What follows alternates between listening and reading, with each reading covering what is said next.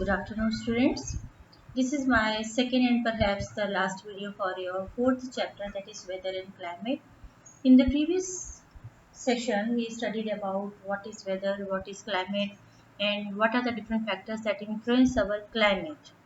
And before starting my next session, just have a recap. Then, first of all, what is weather? Yes, weather is the condition of air, temperature, wind, air pressure, rainfall, humidity in the atmosphere at a given place at a given time. Given time means perhaps I am talking about today only, maybe I am talking about morning and evening.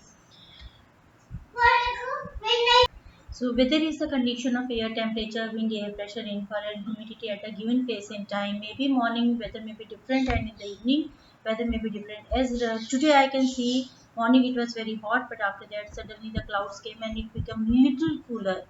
And climate is the weather conditions that prevail over a vast area for a longer period of time. That means longer period of time, children, it may be 40 to 50 years. Like every year we are experiencing these particular months, April month, June, July, these are as a hot months, and December, January, November, Feb, all these are going to be the colder months. So factors are distance from the equator, height above the sea level, distance from the sea, humidity and direction of winds. First two factors we studied in the previous session. If you are not clear, you can go through my previous session again. And now today I am going to discuss about the third factor, that is distance from the sea.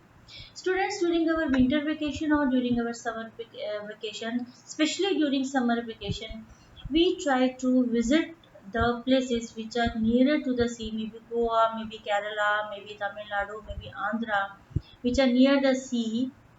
And many people they go to the hilly areas also, but if you are going near the sea, their weather will not be too hot because that particular place is not situated at a greater distance from the sea.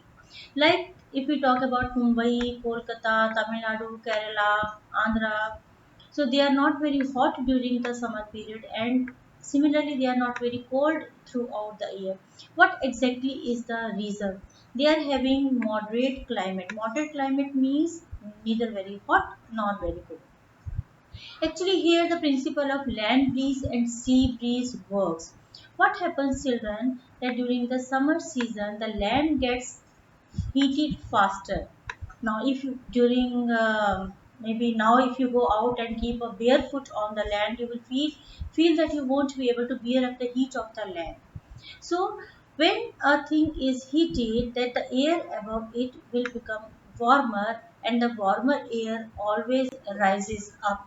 Warmer air always rises up, and as soon as the air will rise up, it will give place to the cooler air from the sea to come and cover the land area.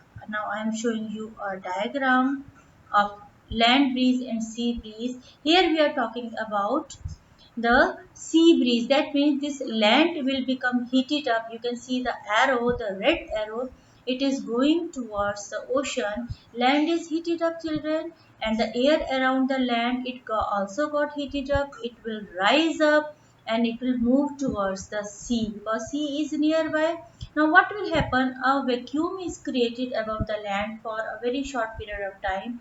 At the same time, the ocean, which is having water, and water has a quality, it never gets heat up early and it never gets cooled down easily. You can observe it in your kitchen also. So the cooler air from the ocean will rush towards the land and the temperature of the land will come down. That is why the areas near the ocean or the sea are having moderate climate. And now what happens during winter? The opposite happens. Again we'll go through the diagram. Land breeze during winters, what happens? Because the weather is cold, the land will get cooler and cool air is heavy. It will move towards the sea, and now water will not cool down so easily. So the comparatively warmer air will move down from ocean to the land. Red arrows again. So the land will not be having chilly weather as we experience it in the North India. So the principle of land breeze and cool breeze works there. Now next factor is the humidity. Humidity, children, you already know it is the amount of water vapor present in the air.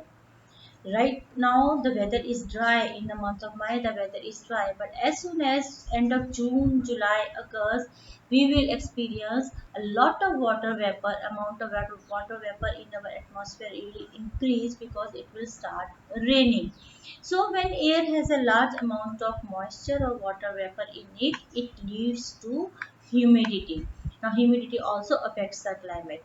Now children, you can experience that during these days, if you go out to play or for a walk early morning and evening time period, you will not sweat badly.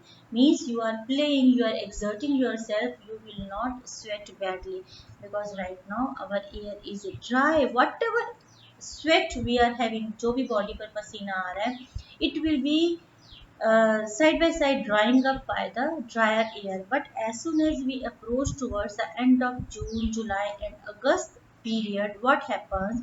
Because it starts raining in southern India and our air starts having a large amount of water vapor. So as the air is already full of water vapor, the sweat on our body does not get dry up, and then we start feeling irritated. So humidity, it also affects the climate, and humidity also causes rainfall. Children, next topic comes the direction of wind. Direction of winds, that means again, now as we are experiencing today's weather, little cloudy in the atmosphere. So if it the means fast wind will start blowing, suddenly our temperature of today will come down, because winds will take away the heat from the land and temperature will come down. Now, depending from where the winds originate, they may be cool, hot, or dry. Like if winds are coming from the Rajasthan area, because Rajasthan is very hot and dry. So during summers, what happens? Delhi is very hot, even hotter than the Yamuna Nagar. So because the winds from the Rajasthan blow to Delhi, which are very hot and dry, and they make our Delhi very hot and dry during the summer season. But opposite happens during winter season, because then winds come from the Himalayan region, which is having very cold climate in the northern India.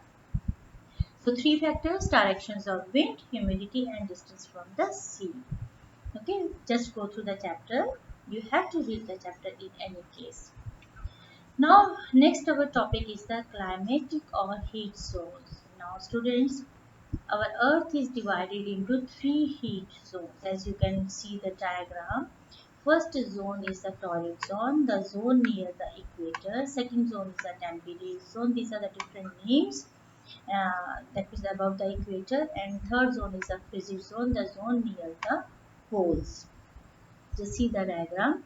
This particular zone is the torrid zone, and here you can see the zone near the equator in the northern hemisphere, and in the southern hemisphere this is known as torrid zone. And the next zone is the second zone is the temperate zone. Now temperate zone is above equator near Tropic of Cancer and Tropic of Capricorn. So that means in the northern hemisphere we will call it as a north temperate zone, and in the southern hemisphere we will call it as a south temperate zone. Okay, so the area of the earth near Tropic of Cancer, above Tropic of Cancer and above Tropic of Capricorn is known as North Torrid Zone and South Torrid Zone. Okay. Now next zone is the frigid zone. Frigid zone means the zone which is near North Pole and South Pole. That means Arctic Circle 66.5 degree north and Antarctic Circle 66.5 degree south. So but again the area is near North Pole, it will be North Frigid Zone, and area near South Pole will be South Frigid Zone. Yes, students, I am not in a hurry to complete the chapter, so rest of the topic we will take it on Tuesday along with the question answers of this chapter. Okay.